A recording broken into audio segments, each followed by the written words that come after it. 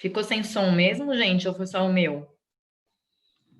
Para o som, Ah, Cláudia. então tá bom. Não, achei que tivesse dado com pau. Agora, Obrigada. agora estou ouvindo. Agora estou ouvindo.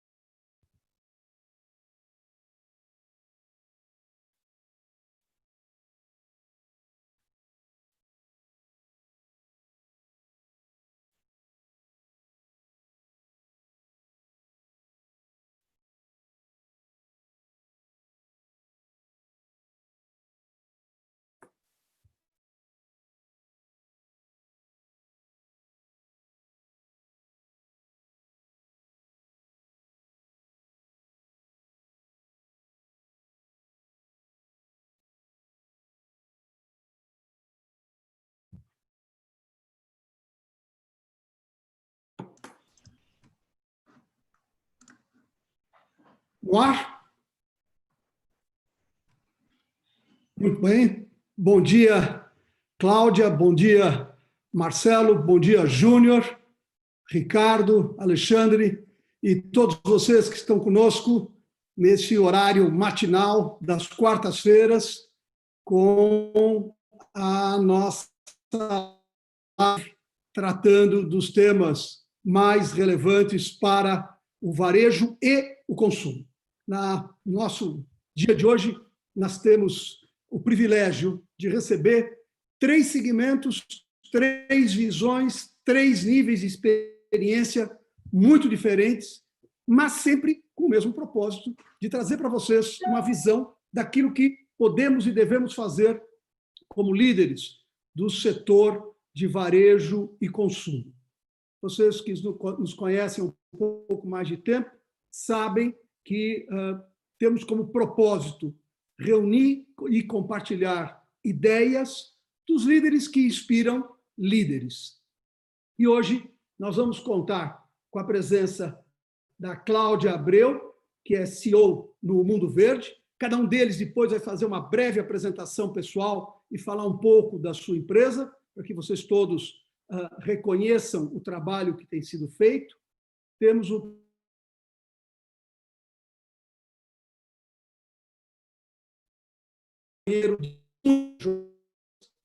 atual presidente do IDV, mas com uma bagagem de atividade executiva de segmentos do varejo invejável, e o Valdir Beira Júnior, que é o presidente executivo da IP, uma das principais empresas do setor de produtos de limpeza para o mercado nacional e o mercado internacional. Estão nos apoiando também hoje o Ricardo Contrera, que é sócio-diretor da GS Mosaic Lab, que é a plataforma de inteligência do grupo, e o Alexandre Machado, que já esteve conosco num outro live, volta desta vez. O Alexandre é sócio-diretor da nossa unidade de consultoria. Mas vamos devolver a bola para quem vai fazer o show hoje, que são os nossos convidados. E eu queria convidar, então, inicialmente, a Cláudia, que falasse um pouco sobre si mesmo e sobre o Mundo Verde, para iniciarmos nossa conversa de hoje. Cláudia, por favor. Bom dia, Marcos. Bom dia, pessoal. Um prazer e um privilégio muito grande estar aqui com vocês. Eu tenho algum tempo de experiência, né, mais de 20 anos de experiência em mercado de bens de consumo e tecnologia. Passei por algumas empresas como Microsoft, L'Oréal, e hoje eu sou responsável pela operação do Mundo Verde. Então, já vendi notebook, já vendi perfume, e hoje em dia eu vendo alimentação saudável. O que eu aprendi nesses anos todos é que é muito parecido vender qualquer um desses produtos, se a gente tiver um olhar atento ao cliente e ao canal. A gente tem passado por um momento muito forte de crise. Algumas pessoas que haviam me mandado mensagem hoje de manhã, falando: a gente vai assistir a tua live hoje porque a gente quer ver quais são as soluções que vocês têm. Eu não sei de verdade se a gente conseguiu achar alguma solução concreta, mas a gente está trabalhando nisso todos os dias. E a ideia desse bate-papo, Marcos, é muito a troca de experiência. É uma situação inédita para todos nós, e acho que todo dia a gente tem tentado aprender e ver o que a gente pode fazer para garantir a saúde das pessoas e a sustentabilidade dos negócios. Ok, Cláudia, muito grato por esse início. E depois, Cláudia, que nós passarmos pelo Marcelo e pelo Júnior, eu queria te ouvir um pouco como você vê o mercado e, particularmente, o consumidor saindo deste período e com uma preocupação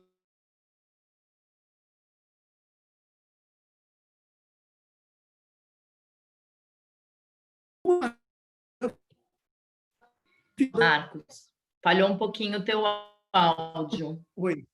Ok. Falhou um Eu pouquinho vou teu repetir áudio. depois, então. Tá bom. Eu te repito depois a pergunta. Tá Marcelo. Ótimo. Obrigada. Obrigado você. Marcelo, Você, ao longo da vida, reuniu uma experiência muito diversificada em vários setores, vários segmentos, várias categorias. Hoje em dia, presente no conselho de várias empresas de varejo, mas eu tenho a impressão que o seu maior desafio da vida, talvez, seja este: liderar a principal entidade de varejo do país num momento tão complexo como o que nós estamos vivendo. Por favor, Marcelo, fale um pouco da sua experiência e a sua missão agora no IDV.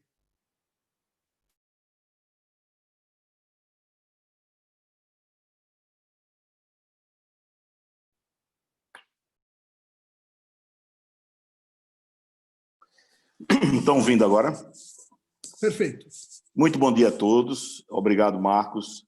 É sempre um prazer estar com você e com seus colegas há muitos anos, né? Nós, há 15 anos atrás, nós nos encontramos em Nova York e você, um dos mentores e um dos fundadores, junto comigo, com a Luísa, com o Galó, com Arthur Grimbal, com o Flávio Rocha, tanta gente, nós, naquela ocasião, decidimos criar o IDV, uma entidade que congregasse os principais varejistas, defender a formalidade, a legalidade das transações no nosso país, e temos cumprido a nossa missão. Realmente, eu comecei minha vida profissional há 15 anos atrás, eu tenho que falar, né? Eu sou fanático, sou pernambucano, todo pernambucano é fanático, nordestino, mas estou há 20 anos em São Paulo, com muito prazer, adoro os paulistas, e, enfim, são os brasileiros. E trabalhei 24 anos no Bom Preço Supermercados, que na época era comandado pelo João Carlos Paes Mendonça. Depois vim para Pernambucanas, tive o privilégio de completar o centenário da Pernambucanas, é uma coisa fantástica, em 2008. E aí ingressei no Magazine Luiza, onde fui ser o CEO. Na realidade, eu fiz uma ponte entre a Luísa Helena e o Frederico, que é o atual CEO do Magazine. Nesse período, nesses últimos 15 anos, estivemos juntos, né, com você, com as pessoas que eu já citei, e realmente você falou a palavra certa, é uma missão que me foi confiada pelos 70 associados do IDV, e que eu estou me dedicando dia e noite, porque já era uma missão muito difícil você coordenar um time desse, né, das 70 maiores empresas de varejo do Brasil. Mas e agora, com essa crise, nós estamos nos reunindo toda semana, durante 2 horas e meia, para discutirmos os problemas que estamos enfrentando, as soluções, procurar consensuar o que é bom para o varejo, desde que seja bom para o Brasil, que é o nosso lema, é o lema do IDV. Então, muito obrigado pelo convite, é um privilégio estar aqui com vocês, sempre estar com a Gouveia de Souza é um privilégio para mim e para todos que estão aqui. E estou à disposição para compartilhar com a Cláudia e com o Valdir as experiências que a gente viveu e está vivendo nos dias de hoje. Muito grato, Marcelo. Júnior, vocês estão numa situação um pouco diferente, imagino, em parte, porque a demanda por produtos de limpeza cresceu muito nos últimos tempos. E vocês, de alguma maneira, têm a oportunidade de manter a operação nos patamares anteriores. Nos fale, por favor, um pouco sobre IP e sobre você mesmo, Júnior. Bom dia a todos. É um imenso prazer poder estar participando com vocês, com convidados tão ilustres, e eu espero poder servir para uma troca de ideia e, principalmente, aprender com todos vocês. A IP é uma empresa familiar, nacional. Completamos 70 anos neste ano de 2020 e eu, propriamente, estou na empresa desde o início da minha carreira profissional. Faço parte da família e atualmente estou na presidência. Marcos, é verdade, produto de limpeza, numa situação como essa que estamos vivendo, é um produto essencial. Entretanto, a produção como um todo, as cadeias, foram bastante afetadas. E desde o começo ouviu-se dizer que supermercados, farmácias, algumas outras atividades eram essenciais para o abastecimento da população, mas muitas vezes tivemos que lembrar que a gôndola do supermercado não faz a geração espontânea de produto. Muitas indústrias também tinham que estar trabalhando para poder suprir as gôndolas. Tivemos inicialmente uma demanda muito forte por produtos de limpeza e era necessário esse abastecimento. E não ficamos apenas no abastecimento dos nossos produtos já presentes no nosso portfólio, mas nós também fizemos um esforço muito grande e em 4 dias conseguimos pôr como um produto final das nossas fábricas o álcool gel. Não era do nosso portfólio, mas conseguimos viabilizar esse produto para distribuição gratuita.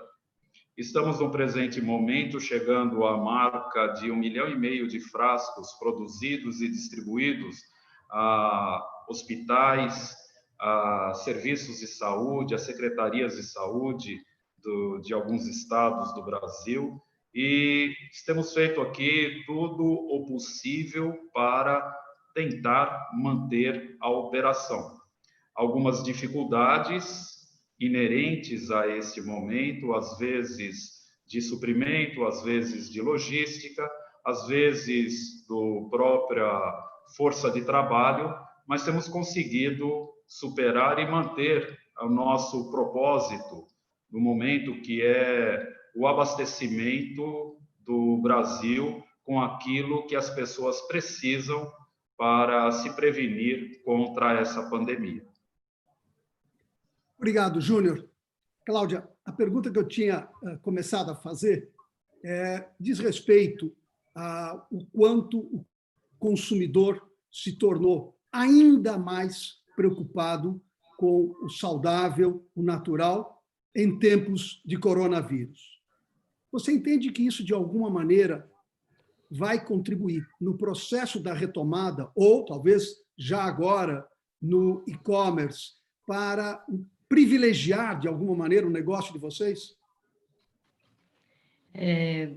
Queria, antes de te responder, Marcos, eu queria dar os parabéns ao Valdir. Eu tenho acompanhado todas as ações que a IP tem feito, e eu, como consumidora, eu já era cliente de vocês, mas outro dia eu estava literalmente no supermercado e eu precisava comprar água sanitária, e tinham 2 marcas, e eu escolhi a IP pelo propósito que vocês têm tido durante a crise. Então, eu queria dar os parabéns para vocês.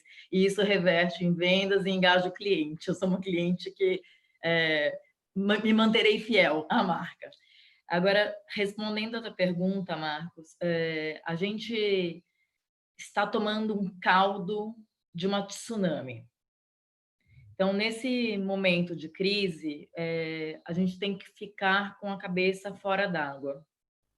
Mas toda crise também é uma oportunidade. Então, coisas que a gente vinha já trabalhando, então, por exemplo, a digitalização da empresa, omnichannel, etc., elas foram aceleradas e a gente vê nitidamente que alguns setores vão crescer durante a crise e vão se manter em crescimento pós-pandemia. Então, quando a gente pensa em ensino à distância, alimentação, e daí a alimentação saudável é um grupo importante dentro do grupo de alimentação, higiene e limpeza, etc., são hábitos que estão sendo criados agora e que eles irão perdurar pós-crise.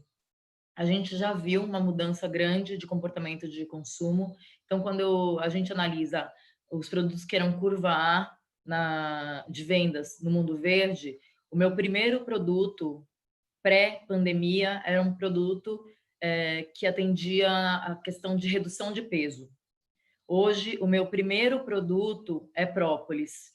Então, a gente viu que o consumidor já começou a fazer essa mudança de se preocupar em relação à aparência e olhar mais para a saúde. Então, a gente viu um crescimento muito grande de produtos como própolis, glutamina, cúrcuma, sendo vendidos. Então, já existe essa mudança aí de comportamento de consumo, e isso deve continuar. Além disso, a gente já vinha notando que a gente tinha outros grupos de clientes dentro das lojas. Então, o Mundo Verde, quando ele foi fundado, ele atendia o grupo dos vegetarianos, o grupo das pessoas que eram intolerantes a algum item como lactose ou glúten, e os atletas. Nas lojas, a gente já vinha vendo outros grupos, né? Então, crianças, mulheres, idosos, etc., buscando por alimentação saudável, e isso deve se intensificar. Então, toda a abordagem de marketing que a gente vem tendo nesse último mês, e agora para o mês de abril, é muito relacionado a conteúdo, então é informar o cliente o que ele pode consumir, o que ajuda a melhorar a questão de imunidade. Então, comida não é remédio, mas ela ajuda a manter a nossa saúde. E focando muito no bem-estar e no equilíbrio, porque quando a gente fala de alimentação, não adianta só a gente ingerir o produto, a gente precisa estar bem como um todo. Nós somos um sistema e tudo precisa estar equilibrado. Então, respondendo resumidamente a tua pergunta, a gente acredita que vai haver, já está havendo uma mudança, e essa mudança ela irá perdurar. Perfeito. Marcelo, imagino que, como nós comentamos, uma entidade tão plural como é a UIV, com diferentes segmentos do varejo, diferentes portes de empresa e diferentes regiões do Brasil, é uma dificuldade bastante grande. Como que você está trabalhando a convergência das ideias entre os líderes do varejo? Existem aqueles que podem querer abrir, que querem fechar, querem manter fechados, aqueles que gostariam de ter um estímulo e incentivo imediato maior, os que acham que tem que apoiar os pequenos além dos grandes. Então, tem coisas que são muito divergentes, mas são também convergentes em muitos aspectos. Como exercer a liderança num momento como esse? Nós ouvimos todos os associados, a gente tem reuniões mensais, mas assim como nas empresas, que eu imagino que as reuniões são diárias, não são mais semanais, o IDV passou a ter reuniões semanais, muito importantes. Desde o dia 9 de março, todas as segundas-feiras, a gente passa 2 horas e meia conversando com os associados.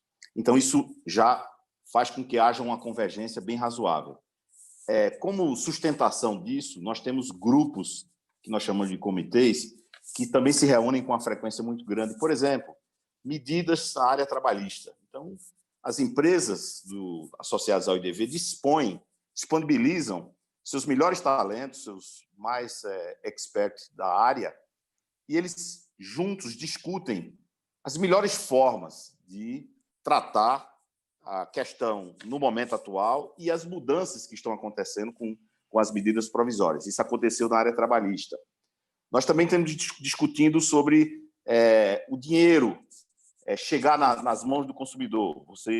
Quem participou, viu uma videoconferência com o ministro Paulo Guedes, onde nós colocamos que o dinheiro precisava chegar mais rapidamente nas mãos das pessoas físicas e das empresas, principalmente as pequenas e médias.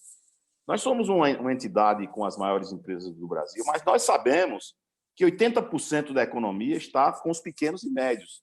E se esses 80% tiverem problema, nós teremos problema, por conta do ecossistema, por conta que 80% dos nossos consumidores estão nas pequenas e médias empresas. Não existe país sadio se as pequenas e médias não estiverem bem. E se as pequenas e médias não estiverem bem, as grandes também não estarão. Então, esse lema que nós temos, para ser bom para o varejo, tem que ser bom para o Brasil, é verdadeiro. Por isso que o ministro Paulo Guedes comentou que as propostas do IDV são propostas de muita credibilidade, porque nós não olhamos para incentivos, subsídios, nada disso. Nós queremos melhorar a legislação brasileira do ponto de vista trabalhista, do ponto de vista tributário, dos meios de pagamentos. Então, tudo isso, nós chegamos a quase consensuar, não existe unanimidade. E depois o IDV ele não regulamenta, ele não estabelece, ele informa, ele recomenda. Então, a nossa recomendação, por exemplo, quando você falou de abre, não abre, é assim, sigamos as autoridades competentes. As autoridades competentes no âmbito federal, no âmbito estadual e no âmbito municipal. E é isso que nós temos feito. A grande maioria das empresas associadas ao IDV, a gente acompanha, segue rigorosamente isso, praticamente todas. Então, quando você tem propósitos, quando você tem valores bem definidos, como é o caso do IDV, fica mais fácil. Eu acredito que isso deve acontecer também nas empresas. Quando o propósito da empresa, os seus valores, a sua cultura é praticada pelas pessoas que a compõem, então essa dificuldade de convergência ela é bastante minorada. Então, eu posso dizer para todos que estão nos assistindo que nós temos conseguido chegar a um denominador comum, que necessariamente não é o melhor para A, para B, para C, mas é o melhor que nós entendemos, o conjunto dos associados entendem que é o melhor para o Brasil, que é o melhor para 210 milhões de brasileiros, e não meia dúzia ou qualquer coisa nesse sentido. Grato, Marcelo. Júnior, em primeiro lugar, né, ganhar um elogio público logo de manhã deve ser um negócio delicioso para quem é líder de uma empresa, de um negócio com propósito, como eu sei que vocês são. Mas eu queria te provocar um pouquinho, Júnior, no sentido, tradicionalmente, a relação entre fornecedores, supermercadistas, varejistas, ela é uma relação que tem momentos de tensão, momentos de distensão. E, neste momento, como você vê esta relação? O que a crise aproximou fornecedor do distribuidor, do varejista ou do atacadista? O que criou fissuras no relacionamento? Só que, Júnior, antes da resposta, eu queria convidar toda a nossa audiência para que encaminhem também as suas perguntas aos nossos convidados, para que possamos tirar o melhor proveito possível e estabelecermos uma interação mais eficiente. Vamos lá, Júnior. Ok. Bom, primeiro eu queria agradecer a Cláudia. E distribuidor. Primeiro eu gostaria de agradecer a Cláudia por essa gentileza e por nos dar a possibilidade de entrar na sua casa, ajudando através dos nossos produtos a combater o coronavírus. Muito obrigado. E também achei muito interessante você trocar com a gente essa informação dos novos produtos que acabam sendo buscados nesse momento. Acho que um desafio atual, acho que de todo mundo, é começar a entender como é que vai ser o novo normal. Acho que veio um input muito legal da sua informação. Muito obrigado. Bem, respondendo, Marcos, eu acho que tanto com atacadistas quanto com varejo, o momento ele tem sido um momento de maior colaboração. Colaboração no entendimento das dificuldades de cada um e do esforço necessário de parte a parte para manter o abastecimento. Então, nós vemos, por exemplo, alguns exemplos. As indústrias, como nós, temos promotores, aqueles trabalhadores que vão até os supermercados para fazer o abastecimento das suas marcas nas gôndolas. E muitos deles têm a alimentação fora, em lanchonetes, em restaurantes, etc. E, nesse momento, esses estabelecimentos estão fechados. Então, nós vimos a iniciativa de muitos supermercados abrindo os seus restaurantes de funcionários para que esses trabalhadores pudessem também ali tomar a sua alimentação, algo que normalmente não acontecia. Nós vemos do lado da indústria, como uma das posições que nós tomamos, da dificuldade vendo a dificuldade do varejo de manter as suas operações no caixa e algumas outras atividades por falta do álcool, e nós promovemos uma distribuição, uma oferta gratuita também de álcool para os supermercados poderem levar aos seus trabalhadores para que continuassem operando. Então, fizemos uma grande escala de clientes e estamos cumprindo essa distribuição gratuita como uma oferta da nossa empresa para manter operando este canal que abastece a população. Aqui são apenas alguns exemplos, mas, de maneira geral, eu acho que as convergências têm sido maiores do que possíveis divergências históricas. E estamos num momento de trabalhar em equipe, trabalhar unidos, tendo em vista principalmente o abastecimento. Perfeito. Eu queria agora convidar os nossos companheiros, e vamos começar com o Ricardo. Como eu havia dito no início, o Ricardo é sócio-diretor na GS Mosaic Lab, que é a nossa plataforma de negócios ligada à inteligência e estudos de mercado. Ricardo, sua pergunta, por favor.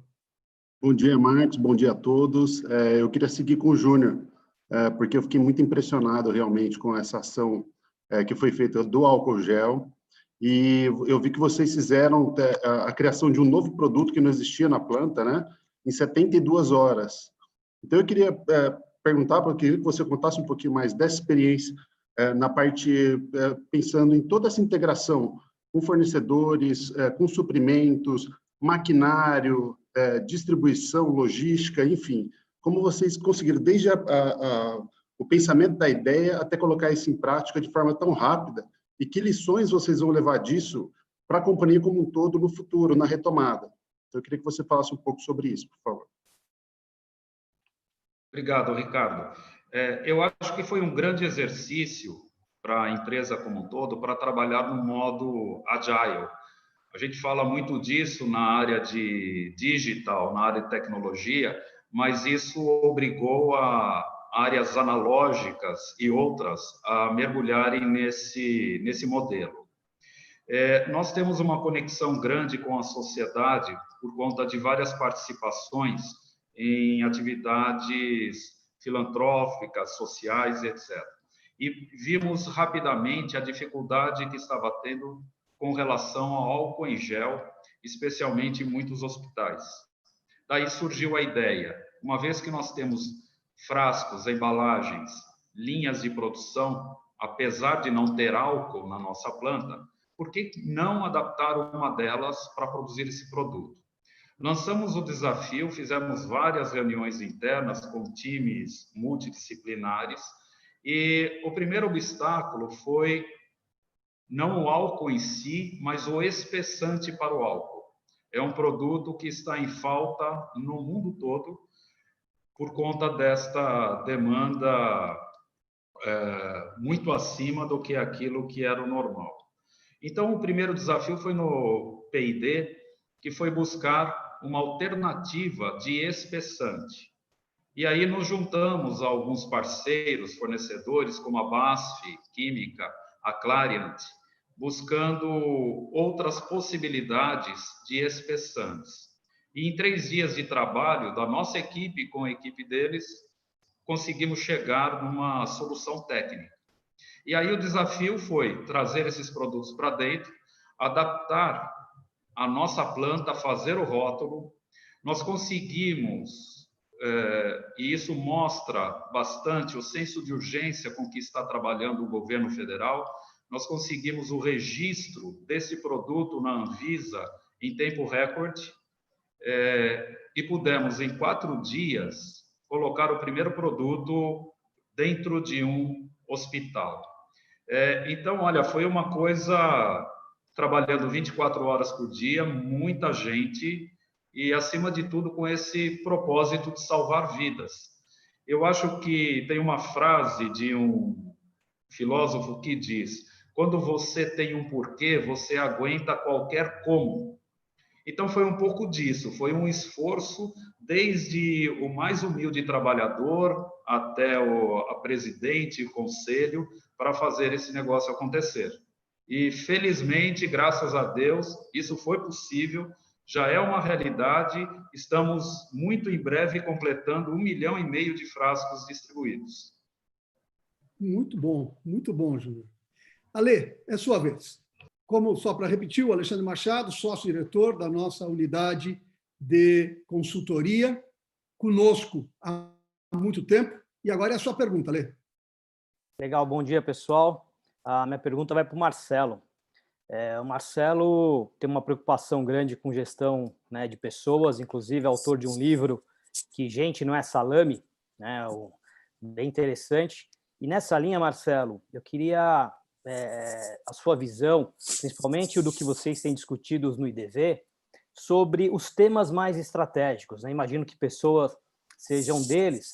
Agora, passadas essas primeiras semanas de crise, o que vem pela frente aí como os principais temas estratégicos?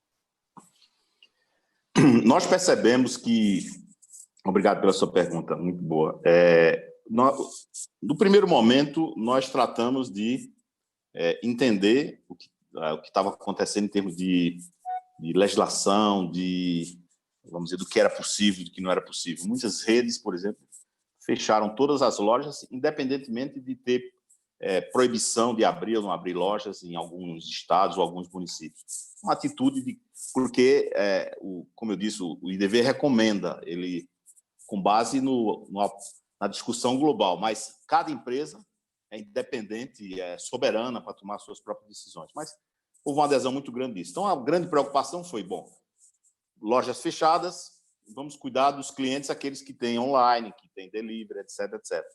E isso, assim como aconteceu com o Valdir colocou, muitas empresas, aquelas que conseguem sair da caixa, aquelas que têm propósito, inclusive olhando a perpetuidade, aceleraram os processos de otimização, de online, de digitalização, de delivery, etc, etc. Mas a primeira preocupação que eu percebi da maioria dos associados foi com os colaboradores. Então, os cuidados com os próprios colaboradores, os equipamentos, e depois com as famílias, desculpe, dos próprios colaboradores. E a nossa grande discussão era o caixa, né? O caixa é o rei, procurem sentar no caixa, procurem colocar para dentro tudo que for possível, restringir os gastos que não são imprescindíveis, mas, por favor, não demitam. Por favor, não demitam, inclusive com empresas se associando a um grande grupo de não demitam, e IDV, desde o primeiro momento, falar, olha, férias, banco de horas, e aí trabalhamos muito para sair SMP 936, que está sob julgamento agora no dia 16, do Supremo, quanto à inconstitucionalidade. Nós torcemos, já tem mais de 1 milhão de contratos de redução de jornada de trabalho e de salário para manter os quadros, para as empresas conseguirem manter os quadros. Mas a gente começa a discutir agora a retomada das atividades, porque nós não podemos...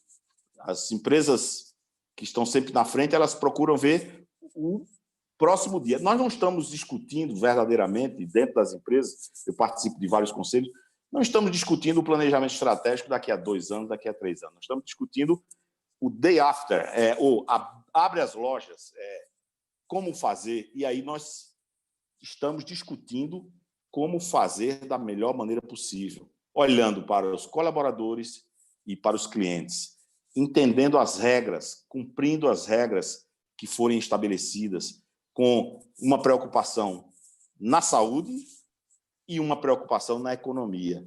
Então, é isso que nós estamos discutindo.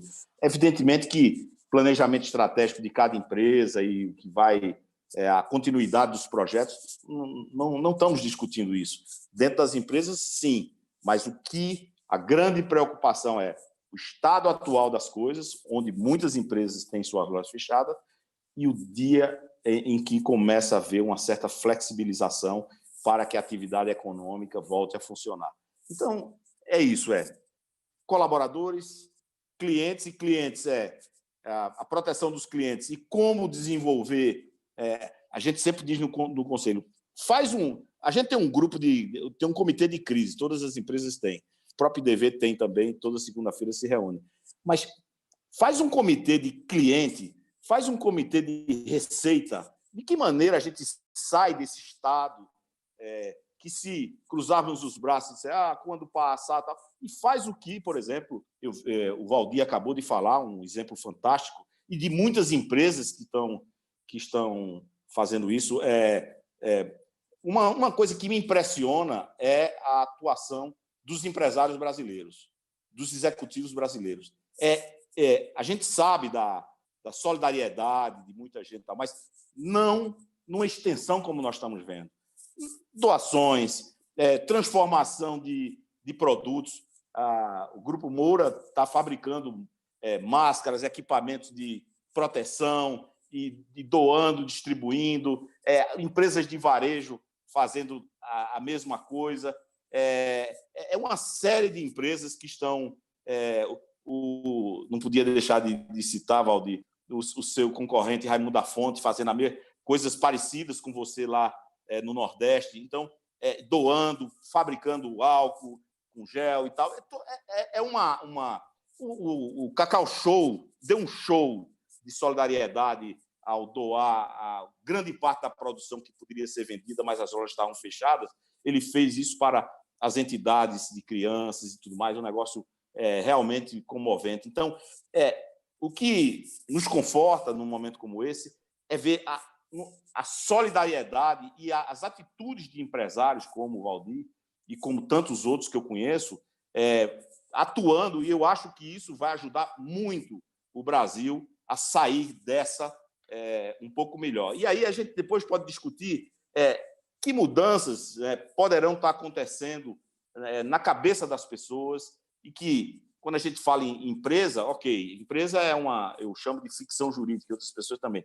A empresa é um conjunto de pessoas que determinam, que deliberam, que agem, que produzem e constituem uma empresa para fazer isso acontecer, comprando, vendendo, registrando, etc. Então, eu acho que a maioria das pessoas vão sair melhores, aquelas que conseguirem vencer a crise, porque tem muitas que não estão preparadas, quer do ponto de vista de pessoa física, quer de pessoa jurídica, mas muitas vão sair com outra concepção do que significa um propósito, do que significa a solidariedade, do que significa a essência, o que é essencial e o que não é essencial.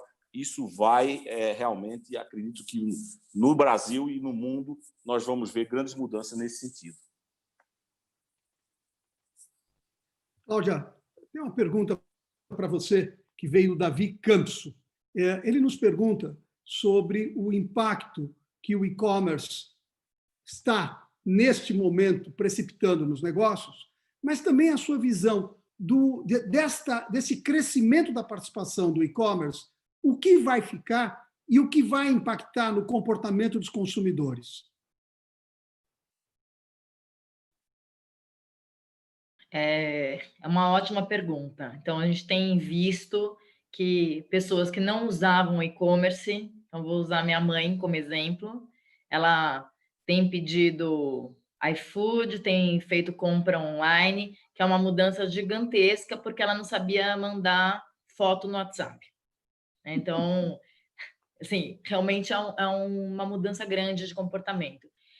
Não sei se pelo meu passado em tecnologia, né? Como eu comentei, eu fui 8 anos da Microsoft, então, assim, eu sou uma super fã de tecnologia, e quando eu vim para o segmento de varejo, eu senti uma diferença muito grande entre o uso de tecnologia na ponta. O varejo hoje, a gente tem alguns bons exemplos, então, Magazine Luiza, por exemplo, Marcelo é um ótimo exemplo aí de tecnologia. Inclusive, foi meu cliente na época da Microsoft. Mas a gente, assim, no grande varejo, a gente vê pouco uso de tecnologia. E no caso do Mundo Verde, especificamente, como a gente tem uma base grande de franqueados, existia uma resistência muito grande do franqueado contra o e-commerce, porque ele entendia que o e-commerce tiraria a venda da loja física. O que a gente percebe é que isso não acontece. a jornada do cliente ela é muito mais ampla, então o cliente ele pesquisa na internet, ele checa no marketplace, vai na loja física. O brasileiro ele gosta desse negócio de ser atendido, de ter experiência no ponto de venda, de tocar o produto, fazer degustação, etc. Então a loja física ela continua a existir. O que a gente precisa pensar é em como que a gente atende melhor o cliente final e garante uma jornada de consumo mais consistente em todos os canais. Então, não pode ter uma experiência muito diferente do que a gente tem na loja física e na loja online. Quando a gente olha especificamente para o que está acontecendo agora, a pandemia vai ser um acelerador de adoção de tecnologia. Então, a gente já vinha fazendo um piloto com vitrine infinita para fazer omnichannel com as lojas. Eu tive só 2 franqueados que toparam participar desse piloto em fevereiro. Hoje, a gente já tem uma base muito maior de franqueados participando, porque como que a gente viabilizou? Como a gente não tinha o sistema todo pronto, a gente fez na unha. Então, foi com criação de cupom. Então, é aquele negócio, o ótimo nesse momento é inimigo do bom. Então, a gente fez com um cupom para o franqueado fazer toda a parte de venda para o cliente, falando, olha, usa meu cupom que você ganha um desconto e o franqueado ganha uma comissão. Foi uma maneira que a gente encontrou de garantir um mínimo de receita para as lojas que estão fechadas, então o franqueado não tem o custo de frete, não tem o custo de mercadoria e ele recebe o comissionamento pela venda. É o modelo ideal? Ainda não é. A gente quer ter uma estrutura tecnológica para fazer isso, mas é um primeiro passo. Então, como eu disse, o momento agora é da gente testar novos conceitos, manter a cabeça fora d'água, porque na hora que isso tudo passar, a gente vai estar preparado para atender melhor o nosso cliente final e trabalhar de uma maneira mais alinhada com o nosso canal de distribuição, que são as franquias. Júnior, eu queria fazer uma pergunta agora para você, porque quem está um pouco mais distante não tem a exata noção do que está mudado totalmente, do que continua medianamente normal e daquilo que está normal, em termos de abastecimento e distribuição das categorias que vocês trabalham.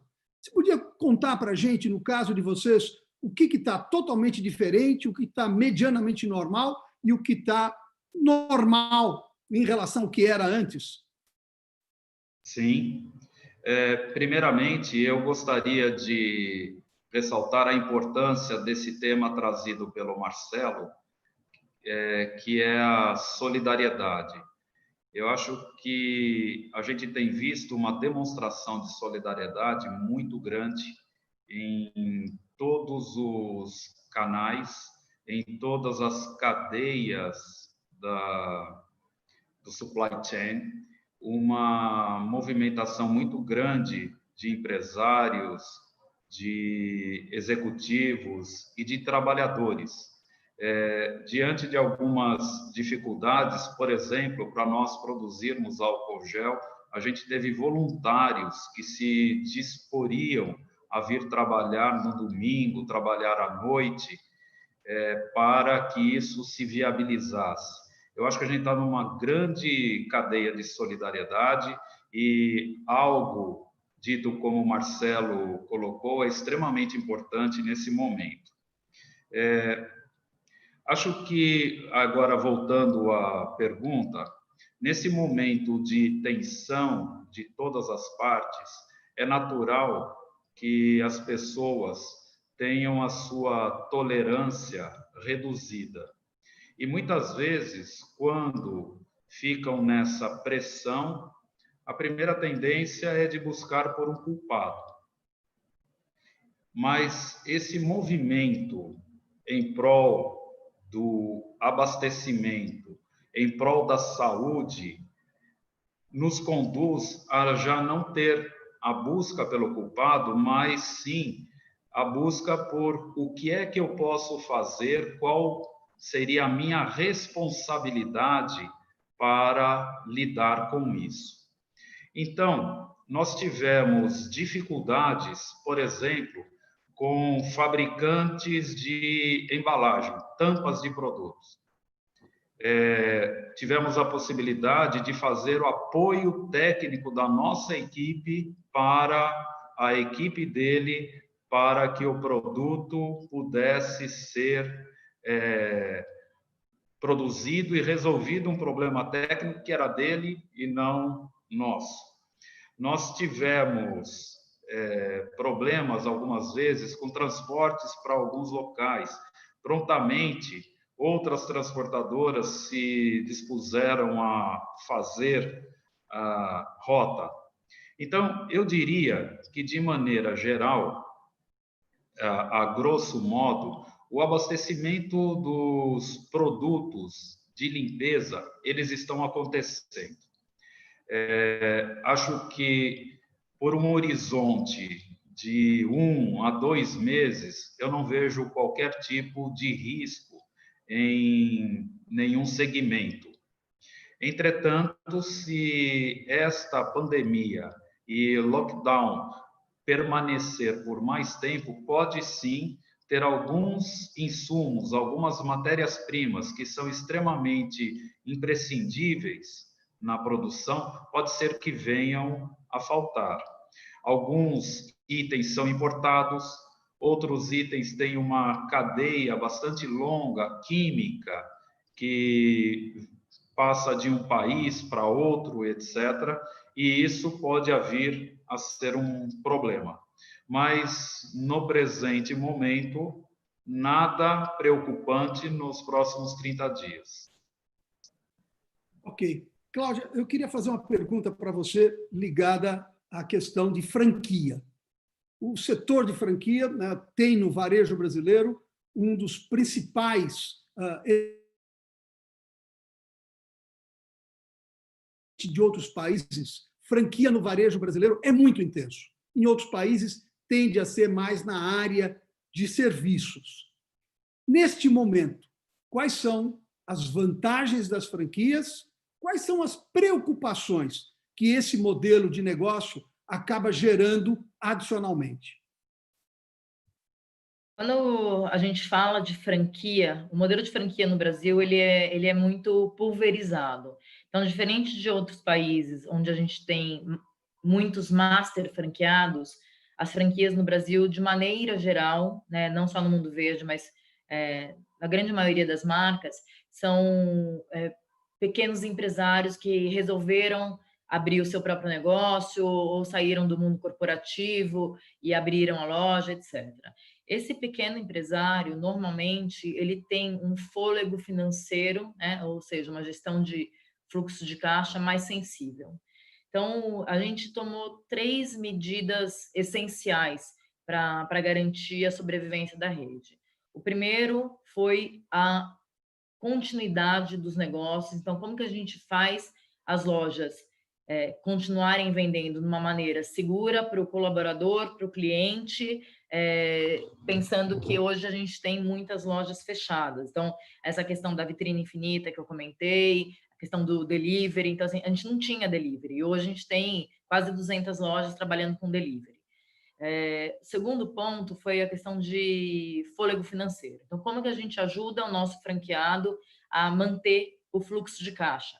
Então, a gente tomou algumas iniciativas, como isenção de fundo de marketing, postergação de pagamento de royalties a partir de agosto para as lojas que estiverem funcionando, negociação de taxas com bancos para antecipação de recebíveis, criar as pontes com as instituições financeiras para captar os recursos vindos do BNDES. Então, a gente tem criado algumas ferramentas para garantir fôlego financeiro. E o terceiro ponto é manter uma comunicação o mais fluida possível, porque as coisas estão mudando diariamente. Então, eu lembro que a gente fez um vídeo a semana passada falando sobre a MP, né, as novas medidas em relação à legislação trabalhista, e a gente mandou o vídeo na sexta e na segunda-feira muitas coisas que a gente tinha colocado no vídeo já haviam mudado. Então, a gente tem a preocupação nesses 3 pontos. Falando do modelo de franquia em si, o franqueado ele tem esse desafio de gestão de caixa, principalmente, mas ele também conta com o suporte da franqueadora. Então, se ele fosse um lojista, né, se fosse um supermercadinho pequenininho que não fosse parte de uma franquia, ele provavelmente teria um suporte muito menor do ponto de vista de negócios do que ele fazendo parte de uma rede. Então, eu entendo que no modelo de varejo, né, que o Marcelo comentou, que 80% do mercado é de pequenas empresas, a pequena empresa que está associada a uma rede de franquia, ela tem um suporte maior do que se ela tivesse remando sozinha. Ok. Marcelo, eu tenho uma pergunta aqui do Ricardo Carvalhal, que diz respeito ao o que vai mudar nas empresas quando for autorizado o retorno das atividades. E o IDV acaba reunindo, né, grandes redes franqueadas, grandes corporações internacionais de varejo, grandes corporações nacionais de varejo e redes menores. Como você visualiza essa retomada, principalmente considerando que a crise gerou um desequilíbrio muito grande, né? Determinadas categorias de produtos são vendidas em hipermercados e as lojas especializadas estão fechadas e não podem trabalhar. Esse desequilíbrio, essa desestruturação, como vai impactar o retorno? Nós sabemos que, vamos dizer, eu pelo menos costumo dizer o seguinte: a gente não vai poder olhar muito para a demonstração de resultado das empresas, porque parte do mês de março, abril, nós não sabemos quando haverá a flexibilização nos estados, dos municípios, mas o que estamos discutindo no IDV é de que forma nós podemos contribuir para a federação, os órgãos federais, estaduais e municipais, de que forma nós podemos fazer para que haja uma flexibilização correta, uma flexibilização onde, em primeiro lugar, se preserve as pessoas, colaboradores e clientes. E nós estamos nós temos empresas abertas que já adotam instrumentos de evitar a contaminação nas farmácias, nos supermercados, evitar aglomeração. Nós entendemos que a gente precisa olhar o país como um todo. A gente, quando fala assim, olha, vamos para a região, norte e nordeste é diferente de sul e sudeste, vírgula. Manaus é diferente das cidades do interior do Amazonas. Manaus está colapsada, ou perto disso. Fortaleza é diferente das cidades do interior do Ceará. Recife é diferente, o que acontece em Recife são as grandes aglomerações. Então, o que nós gostaríamos, o que nós queremos, o que nós estamos provocando é uma discussão harmônica entre todos, governo federal, governo estadual e os governos estaduais com os municípios, para que nós tenhamos uma direção, um posicionamento razoável enquanto não chega a vacina, enquanto não se reduz drasticamente a incidência do vírus. Então, o que eu queria aproveitar, eu sei que nós temos muita gente ouvindo e vendo essa live, é assim: nós precisamos agora de união, nós precisamos de unir as forças, como o Valdir estava falando, como a Cláudia estava falando, de franqueados com franqueadores, de lojistas com os donos de shopping center, de fornecedores com seus clientes, das empresas com seus colaboradores. A maioria dos colaboradores, eles vão entender redução de jornada e redução de salário, porque todos perdemos. Desta vez, não escapa ninguém. Não é um problema de uma crise financeira, como aconteceu em 2008. Agora é uma crise global, uma crise que atinge todo mundo. O Valdir estava falando dos insumos. A indústria farmacêutica depende de muita coisa da China. Então, os Estados Unidos, a mesma coisa. Estão disputando equipamentos, os países disputando compra de equipamentos e quem vai receber primeiro e assim por diante. Então, o que a gente precisa... Dizem que o único país polarizado é o Brasil. Então, o grande apelo, eu queria até sair da figura de presidente de IDV para ser de cidadão brasileiro. O que nós demandamos dos governantes é união nesse momento, união da federação, do âmbito federal, com os estaduais e os estaduais municipais, porque nós temos que olhar para 210 milhões de brasileiros. Nós não temos que olhar para a demonstração de resultado das empresas, nem nas eleições de 2020 e 2022. Isso não interessa nesse momento. Eu estou falando agora como cidadão comum, como eu sou, e olhando para os 210 milhões. Nós precisamos de convergências, como a Cláudia falou, franqueados, franqueadores, fornecedores de insumos com as indústrias com os varejistas, os varejistas olhando para os seus clientes, para a proteção dos seus clientes, e as leis granularizando o país. A Itália é do tamanho de Pernambuco, Portugal, tal. Eu estou falando de um país continental, um país onde nós temos 210 milhões de pessoas e uma grande maioria em condições sanitárias absolutamente desleais, entendeu? Com essa grande população brasileira. Então, vamos unir as forças, vamos trabalhar juntos. Quanto mais se polariza, pior as soluções nas empresas. O que está acontecendo nas empresas? O CEO tinha uma reunião a cada 2 dias com seus diretores. Ele está tendo agora reunião todo dia, toda hora. A união nas empresas é outra, isso vai ter repercussão em seguida. As relações dentro das empresas está mudando e vai mudar muito daqui para frente. Então, por que não os governantes, os políticos também não pensam nisso? Por que não pensam rigorosamente em 210 milhões de pessoas? Então, é isso que... por favor, desvincule isso de meu cargo de presidente do IDV, isso agora não é o caso. Estou falando aproveitando esse momento para falar como cidadão brasileiro. Nós não aguentamos mais esse puxa e encolhe, essa polarização que não tem nenhum sentido em relação a 210 milhões de pessoas. Marcelo, eu acho que a tua colocação é absoluta e totalmente pertinente. Os 200 milhões de brasileiros, se pudessem falar alguma coisa nesse momento, seria exatamente isso. Para de intriga, para de futrica, cuida do que é relevante, a vida e o futuro do país. Meus cumprimentos pela manifestação. Agora, Júnior, eu queria fazer uma pergunta para você, porque vocês operam em escala nacional, escala internacional. Queria explorar um pouco contigo a questão do relacionamento com as próprias estruturas neste momento. Vocês têm promotores, vocês têm as equipes de vendas, vocês têm o pessoal de entrega, vocês têm todo esse elo, esse ecossistema de relacionamento. O que vocês têm feito nesse aspecto que você acha que podia servir de dica para outros setores, outros negócios? Ok. Eu costumo emprestar da engenharia um conceito para tentar endereçar questões complexas. Tentar dividir os problemas em variáveis que são controláveis e variáveis que são incontroláveis. Por exemplo, a variável vírus, a variável pandemia, ela é incontrolável por enquanto, uma vez que nós não temos a vacina, não tem necessariamente um protocolo do tratamento e etc.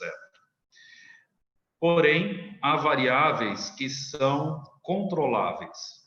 Qual é a nossa atitude diante deste quadro colocado pela natureza? Então, desde as principais precauções passadas pelos especialistas até as precauções e medidas que podemos tomar internamente nas nossas organizações. O que nós fizemos com relação a isso?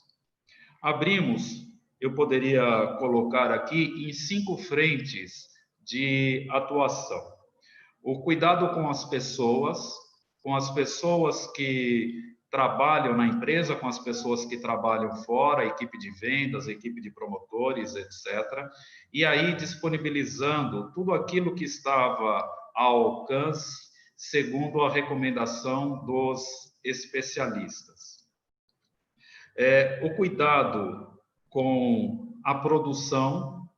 Então, a produção, desde as fábricas, todas as dependências, a limpeza, a higienização contínua e periódica de todos os equipamentos e áreas pelas quais as pessoas circulam, o cuidado com o suprimento, na ponta dos fornecedores, entender qual a dificuldade deles, que tipo de insumos teríamos que aumentar o nosso estoque, o tempo necessário para que eles reabastecessem, etc.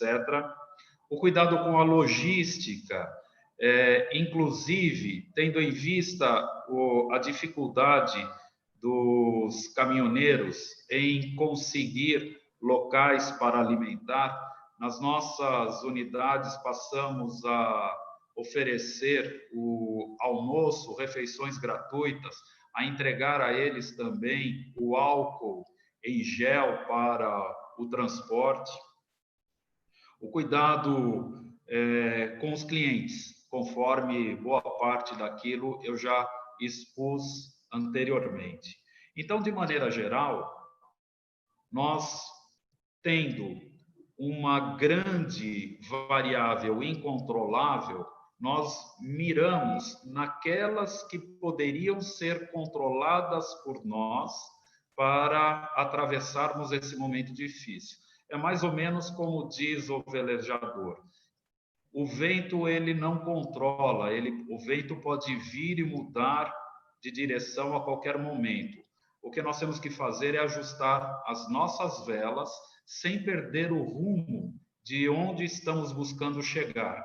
E ajustando essas velas, ora iremos de maneira direta, ora de maneira indireta, mas perseguindo sempre o rumo. Que nesse momento eu acho que o principal é a sobrevivência das empresas, é manter os empregos e, principalmente, não deixar que haja ruptura nas cadeias de suprimento.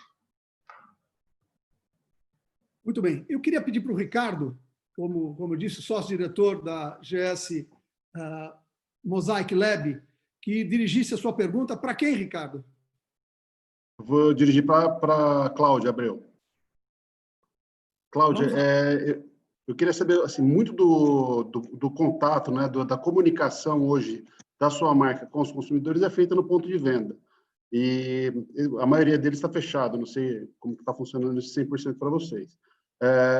Como vocês estão fazendo hoje para se comunicar com esses consumidores e como vai ser a retomada pensando nessas ações que ainda vão ter uma implicação no seu varejo físico? Então, isolamento, um distanciamento, enfim, como vocês estão trabalhando isso no Mundo Verde?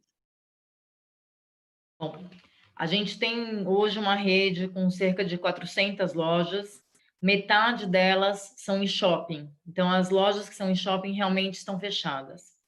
As lojas de rua estão seguindo as recomendações locais, como o Marcelo colocou. Então, algumas estão fechadas, outras estão abertas em horário reduzido, fazendo todo aquele esquema de segurança de entra 2 clientes por vez, o atendente higienizando a maquininha de cartão, etc. Mas a gente já vê mudanças aí que serão necessárias de serem implementadas futuramente. Uma das coisas que a gente tem discutido muito é a questão de redução de contato físico. Então, toda a viabilização de pagamentos por aproximação, etc., é uma coisa que já acontecia na rede, mas a gente tem estudado como aumentar o número de transações sem contato. Além disso, a gente entende que vai haver uma mudança muito grande de mix. Então, eu tenho falado muito isso com a minha equipe. Qual será o novo mundo verde?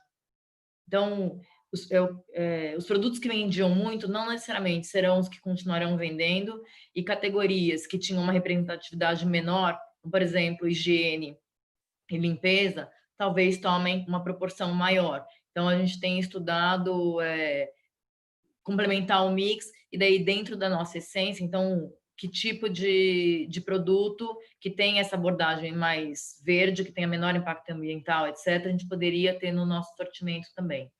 Em relação à comunicação com o cliente, a gente fazia muita ativação realmente no ponto de venda, mas a gente já vinha trabalhando muito forte a questão de mídia social. Como eu tinha colocado, o consumidor que busca alimentação saudável hoje é meio que todo mundo, né? As pessoas já vinham se interessando por esse tipo de tema e a gente sentiu uma necessidade de traduzir isso. Então, vou fazer um paralelo da minha época aí de Microsoft com o Magazine Luiza. A gente fez um trabalho muito bacana. As empresas de software, de hardware, etc., elas são formadas por engenheiros. Então, o engenheiro, ele fala engenheirês.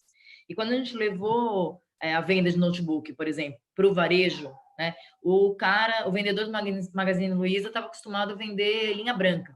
Então, eu lembro uma vez que eu estava na loja de Franca, que é a matriz do Magalu, e eu fui conversar com o gerente e falei, nossa, mas todo mundo está vendendo, por que a sua loja não vende? E ele virou para mim e falou assim, ai, dona Cláudia, sabe o que é?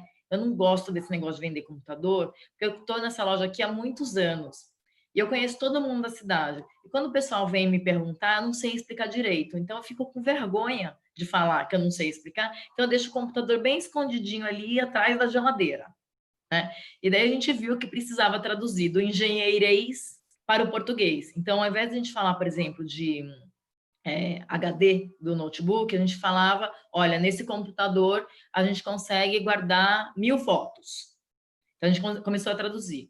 E no Mundo Verde, como eu não venho do segmento de alimentação, foi uma das coisas que me chamou muito a atenção quando eu assumi a operação, porque as pessoas não falam engenheirês, mas eles falam nutricionês. Então, eu lembro que no meu primeiro dia de empresa, eu ganhei uma cesta enorme com um monte de coisa, e eu já era cliente do Mundo Verde, eu já me alimento de maneira saudável, meus filhos também comem assim, etc. Mas muitas das coisas que tinham nessa cesta, eu não sabia para que serviam. E eu me considero uma pessoa relativamente informada sobre o tema. Então, e daí eu fui conversar, né, com a equipe, e eles falaram, como a gente é alimento, não é remédio, a gente não pode colocar as chamadas médicas, tipo, acelera metabolismo, ou melhora a performance, etc. Então, isso daí ficava nas entrelinhas, porque por uma questão regulatória a gente não podia colocar. Então, falando de comunicação com o cliente, a gente tem até um dever social como empresa de ensinar o cliente o que é importante ele consumir, o que vai fazer bem, o que ajuda ele na manutenção da saúde, etc. Então, a gente já vinha fazendo bastante isso via mídia social, e a gente tem também um projeto de levar esse tipo de conteúdo para as lojas, quando as lojas reabrirem, através de QR Code. Então, nos produtos de marca própria, a gente já tem algumas embalagens que tem QR Code, onde o cliente consegue entender para que serve aquele produto, como que ele é feito, como que ele é preparado, etc. E a gente também tem uma ideia, e isso daí é uma coisa que eu já vinha falando até em algumas entrevistas que eu havia dado antes da pandemia, da questão de lojas próprias e flagships. Então, quando a gente fala de flagship, a gente está falando de um ponto de venda onde o cliente tem experiência com a marca, ou experiência com aquele tipo de produto. E a alimentação a gente tem uma relação afetiva com comida, né? Não é uma relação processual. Eu não como só porque eu estou com fome, eu como porque aquilo me conforta, aquele alimento me dá prazer, etc. Então, como que a gente cria no ponto de venda, né? E daí pensando de novo em flagship, novas experiências dos clientes. Então, eu vou ter provavelmente uma aula de culinária, eu vou ter alguma coisa relacionada com realidade virtual, etc. Então, o que acontece com o meu corpo quando eu consumo uma farinha de amêndoa e não uma farinha de trigo? Então, esse tipo de conteúdo, ele não é um conteúdo relacionado à venda, mas é um conteúdo educativo. Então, a gente já vinha fazendo isso por mídia social e a gente quer fazer isso na ponta quando as coisas se acalmarem. Ok. Marcelo, eu recebi aqui uma pergunta do Júnior Macanhã, que enviou via YouTube. Ele pergunta como administrar negócios no momento onde a imprevisibilidade é tão grande. A história de em que momento vai acontecer o pico, a cada mês está mudando, em que momento vai poder ter algum retorno, que forma de retorno. Como administrar um negócio com essas características? Cada negócio é um negócio diferente. Mesmo empresas do mesmo ramo têm uma administração diferente, porque as pessoas são diferentes. A gente sempre fica fixando em empresa, mas, na realidade, a empresa é um conjunto de pessoas, que vão dos acionistas, os conselheiros, quando tem conselho, os diretores, os gerentes, e até chegar na base, né? O que eu acho é que a preocupação com a alma da empresa, que eu chamo a cultura, os valores, o propósito, isso vai aumentar muito mais, porque a consciência geral das pessoas deverá sofrer mudanças. Consequentemente, essas mudanças vão se refletir no conjunto delas, que são as empresas. Hoje, eu volto a afirmar que olhar o caixa todo dia, os CEOs têm que, junto com os CFOs, aprovar os pagamentos que têm que ser feitos, priorizando o que tem que ser priorizado, olhar um pouco para frente para ver o que pode ser feito nesse momento.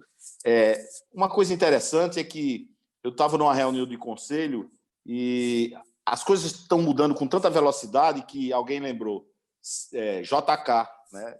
Que muita gente não só ouviu falar de JK pela história. Quando ele disse que ia fazer 50 anos em 5, que o mandato naquela ocasião é em 5. Tem empresas que estão fazendo em 5 semanas o que fariam em 50 meses. Tem empresas que estão fazendo em 5 dias, o Valdir acabou de falar sobre isso, em 5 dias o que levaria 5 meses.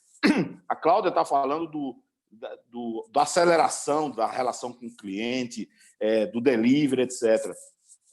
Sair da caixa já era uma retórica que se falava muito, tanto que sair da caixa, agora tem que correr, sair da caixa e correr muito mais, com muito maior velocidade, e aí com o time, com as cabeças da empresa se reunindo diariamente para ver o que pode acelerar, o que pode atender melhor o cliente, atendimento, a rapidez no atendimento, ao lado da qualidade desse atendimento, rapidez, cortesia, fidelização do cliente, entender cada cliente que você tem, isso vai ser uma questão de sobrevivência. Porque quando eu vi um senhor de idade discutindo no jornal aí, da televisão, como ele se inscrevia, como ele fazia o cadastro dele na Caixa Econômica, como ela dizia, a minha avó... Eu acho que a população, em geral, começa a ter muito mais amizade com os meios eletrônicos do que antes. Então, isso vai mudar a relação entre as empresas e seus clientes. Então, uma coisa hoje, em plena crise, que é administrar o caixa, juntar a equipe o tempo todo, diariamente, discutindo o que está sendo feito hoje e o que pode ser feito amanhã, que pode ser na próxima semana. E depois, quando passar, como a Cláudia estava falando, depois que isso passar, vamos retomar os maiores projetos, os grandes projetos que a empresa tinha estabelecido no seu planejamento estratégico de fazer. Então, eu diria que agora é cuidar do dia a dia, do todo dia, e olhando e verificando todos os esforços que nós tenhamos dentro da organização voltadas para sair da caixa, sair do que era normal e que não atenderá mais os clientes como atendia antes. Muito grato, Marcelo. Eu queria pedir agora para o Alexandre Machado fazer a sua pergunta. Para quem que é, Alexandre? Ô, Marcos, eu vou falar com o Júnior. Eu acho que pegando um gancho do que o Marcelo mesmo colocou, e nós passamos aqui um momento de repensar a forma que a gente lida com a nossa equipe, a forma que a gente lida com os nossos parceiros, seja fornecedor, seja cliente. E o Júnior, logo no começo dessa conversa, falou sobre essa integração da indústria com varejo, falando um pouco das soluções que o supermercadista está fazendo para poder abrigar a equipe da indústria. Mas eu queria pensar o seguinte, Júnior, eu queria ver, assim, na sua visão, olhando mais para frente, pós-crise, aqueles temas que estavam guardados ou estavam incomodando, de alguma forma, essa relação varejo-indústria, quais são a pauta, né? Qual é essa pauta do futuro que você vê nessa relação indústria e varejo para que, de fato, tenha alguma mudança significativa? Olha, eu penso que temos que estar focados naquilo que é convergente para a indústria e o varejo, que é o bom atendimento ao shopper, o bom atendimento ao cliente final. E acho que esse é o ponto de união. A gente pode fazer ações, sejam elas de produtos, sejam elas de ativações, sejam elas de preço, promocionais, etc., com foco no bom atendimento ao shopper. E a partir daí, sempre vai haver o braço de ferro aí, quanto vai ficar de margem num canal, quanto vai ficar de margem no outro. Eu acho que isso é uma coisa natural, mas que nós devemos segregar o ponto de falta de convergência, muitas vezes, exatamente para negociação. Passado a negociação, é economia colaborativa, é um trabalho de equipe. Então, fechado as condições comerciais, dali para frente deve ter atrito zero. E quando a gente fala do atrito zero, não é de um lado só, tem que haver a boa vontade dos dois lados. Então, nós podemos dizer que nessa relação há um único ponto de conflito, questão comercial.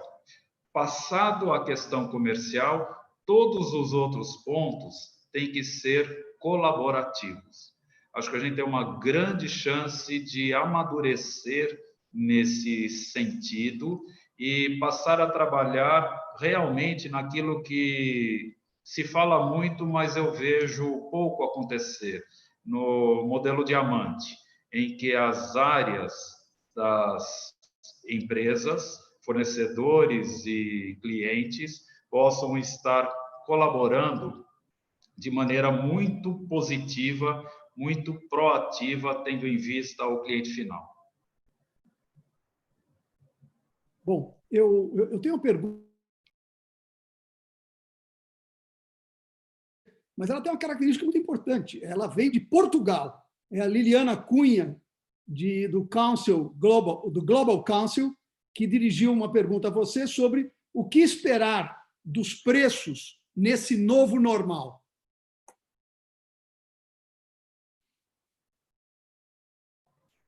Você pode repetir a pergunta, Marcos, que teu áudio falhou. Então, vamos lá. Marcelo, a pergunta veio da Liliana Cunha, de Portugal, do Global Council, que pergunta: o que esperar dos preços neste novo normal? Sinceramente, eu preferia que o Valdir e a Cláudia respondessem, porque ele é indústria e a Cláudia é o varejo. Então, eu acho que eles têm mais propriedade nesse momento de falar sobre isso. O que eu vi no passado, plano cruzado, plano Collor, plano real, 2008, é o que o Valdir estava falando. No primeiro momento tem um problema comercial, depois que se chegar a um acordo, um consenso entre eu ganho uma parte e você ganha a outra, para que o cliente final participe, uma acomodação e, reforçando o que ele falou, uma colaboração, sabendo todos que a cadeia tem que ganhar para que chegue da melhor maneira possível do cliente final. Mas eu acho que, nesse momento, eu não estou atuando operacionalmente no varejo, como fiz a vida toda. Eu preferia que ele, como indústria, e ela, como varejo, pudessem falar dessa relação de preços. A gente não tem nenhum plano em ter aumento de preço, tá, Marcos? E Liliana, né? Mas, obviamente, depende de como a gente compra. Acho que um ponto importante, eu vou colocar dois pontos aqui que são importantes nessa questão de equação de preço.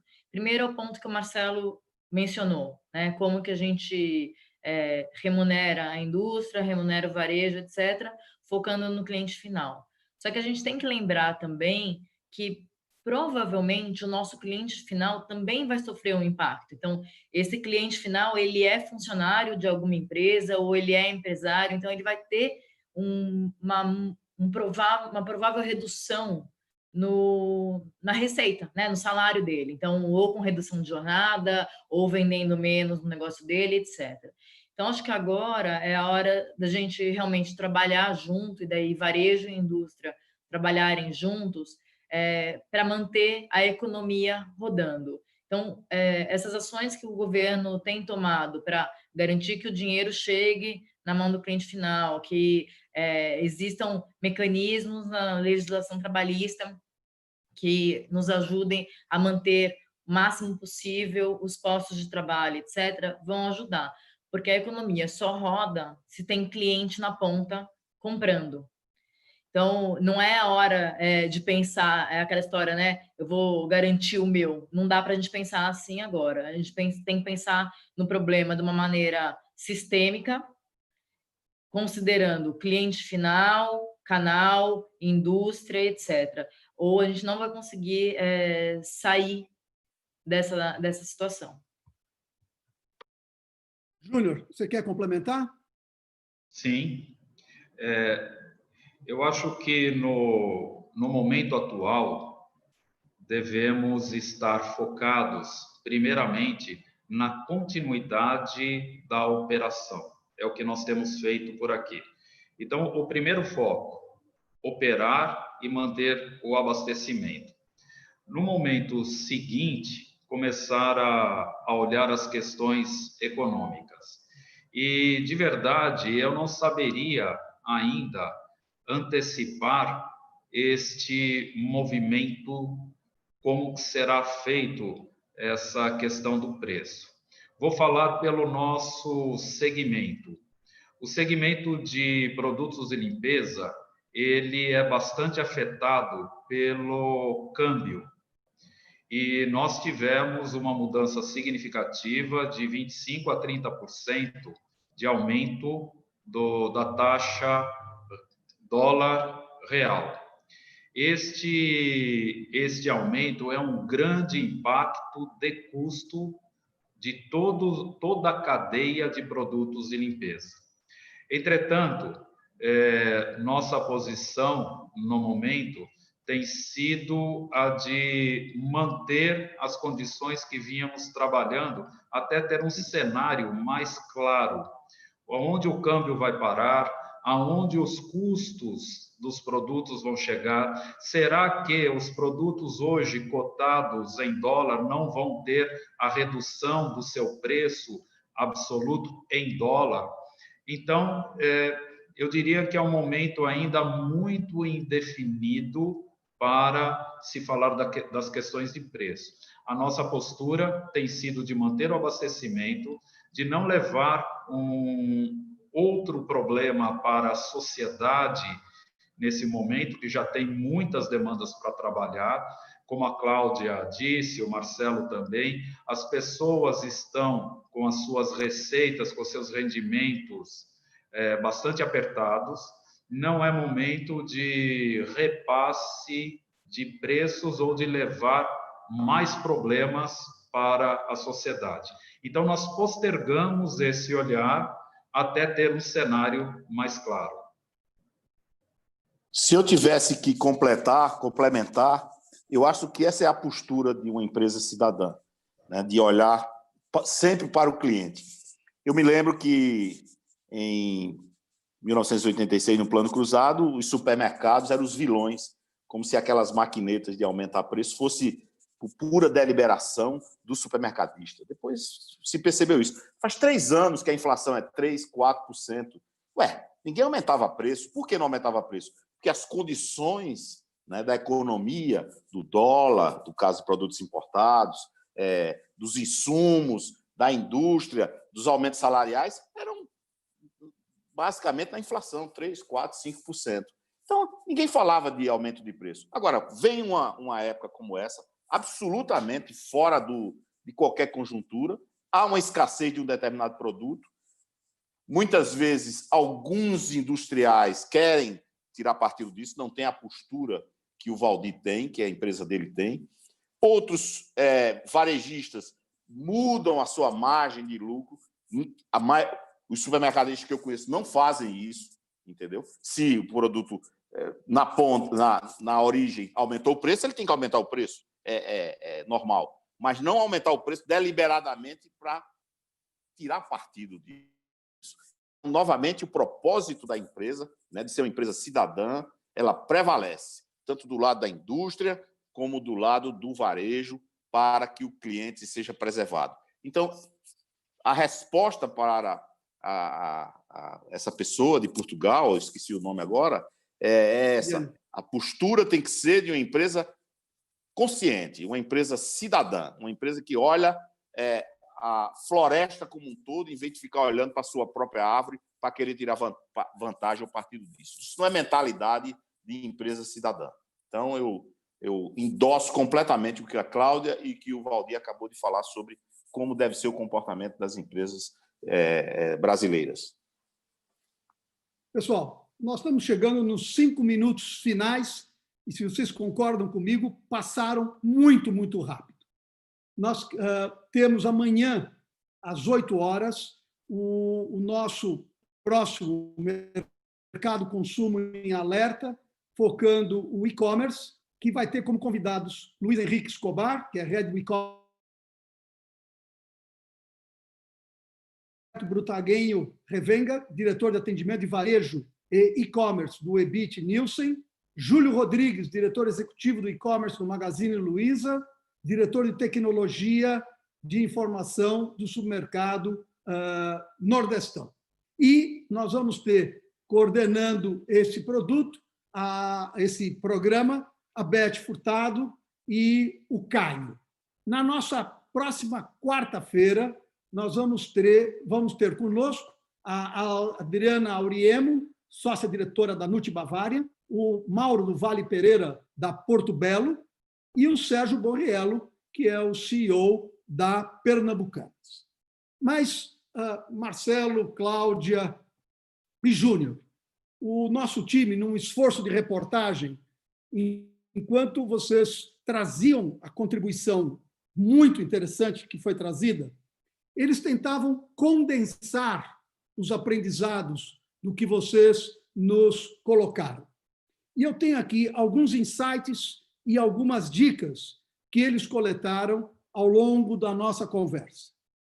Os insights seriam 5 principais. Esse momento exige união, alinhamento, convergência e senso de urgência em todas as esferas. Isso foi muito reforçado na fala do Marcelo e concordado também pela Cláudia e pelo Júnior. Os elementos fundamentais para superar este momento como esse, são propósito, valores e cultura, algo que o Júnior, logo no começo, enfatizou e depois isso foi reforçado pelos demais. Terceiro, o seu consumidor mudou seus hábitos e prioridades e nossas empresas é que também têm que mudar. E foi dito inicialmente pela Cláudia e posteriormente reforçado. Quarto, a crise está introjetando a cultura agile nas empresas e nos mais diversos segmentos analógicos. O Júnior enfatizou e exemplificou com o que tem acontecido na própria IP. E, por fim, o quinto, a pandemia será um acelerador para a adoção digital e da tecnologia pelo varejo. A Cláudia colocou isso desde o começo e, nas discussões, isso cresceu ainda mais de importância. E nós temos também 5 dicas mais práticas que foram geradas por vocês. Primeiro, utilize essa crise para aumentar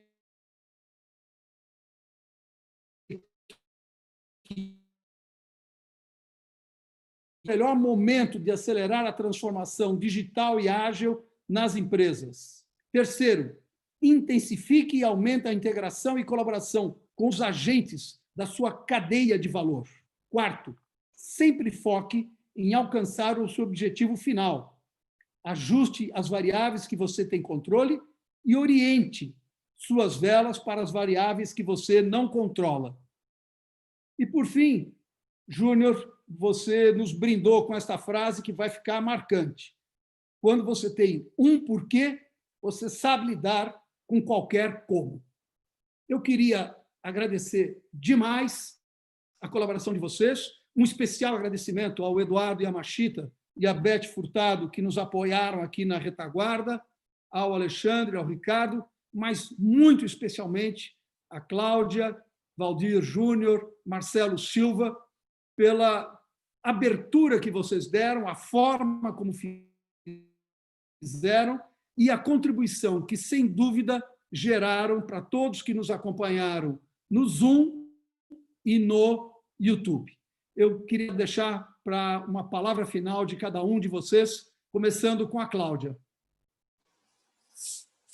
Acho que a gente tem que lembrar que vai passar e a gente vai sair melhor disso, como pessoas e como profissionais. Eu termino sempre meus comentários em qualquer lugar e no WhatsApp com essa frase, Cláudia, vai passar. E vai passar e nós estamos nos tornando pessoas melhores, né? E o mundo vai tirar uma lição profunda de tudo isso que está acontecendo. Alguém já me disse que são sinais. Então, e a gente tem que capturar esses sinais da melhor maneira possível. E se a maioria capturar esses sinais para o bem, então a humanidade certamente que sairá melhor, apesar dos estragos que está causando, nós sairemos melhor de tudo isso. De toda maneira, eu queria agradecer a Marcos Gouveia e a toda a sua equipe. Como sempre, eu participo das NRF, participei agora em janeiro e é um privilégio estar com eles. Queria cumprimentar você, Cláudia, conhecer um pouco melhor você, foi muito prazeroso. E, Valdir, fiquei absolutamente impressionado com as suas colocações, com a sua postura de empresário e foi muito, muito prazeroso também lhe conhecer, pelo menos em vídeo, mas deu para perceber o valor que você imprime às suas empresas. Então, saio daqui tendo aprendido muito mais e ter compartilhado com vocês. E a sua palavra final, João. Eu gostaria de agradecer a todos vocês. Foi um prazer também conhecer o Marcelo, a Cláudia. Aprendi muito com vocês. E gostaria de dizer que também temos trabalhado aqui com essa visão colocada pela Cláudia, reforçada pelo Marcelo, de que tudo vai passar. Agora, enquanto não passa, vamos nos cuidar bastante no presente. Vou lembrar aqui, conforme a gente tem feito nas nossas reuniões, de tempos em tempos usar o álcool em gel, fazer a higienização das mãos. Vamos aqui, isso, Marcelo, estamos aqui fazendo, e manter o foco no presente. Porque muitas vezes, quando a gente não sabe exatamente o que vem pela frente, bate uma grande ansiedade, bate uma angústia, mas o foco no presente, o foco naquilo que pode ser feito agora, nos ajuda a construir um futuro melhor. Há uma frase que diz que aquele que não domina as suas circunstâncias acaba sendo dominado por elas. E a gente consegue dominar as circunstâncias atuando no presente. Então, hoje, a atuação no presente acaba sendo a melhor estratégia para lidar com o futuro. E torcendo bastante para que isso logo passe e que Deus nos ajude a todos. Muito obrigado. Muito obrigado a todos vocês que estiveram conosco, nos assistindo, amanhã, às 8 horas da manhã, e na quarta-feira que vem, de novo. Um grande abraço, um bom dia a todos. Bom dia, obrigada.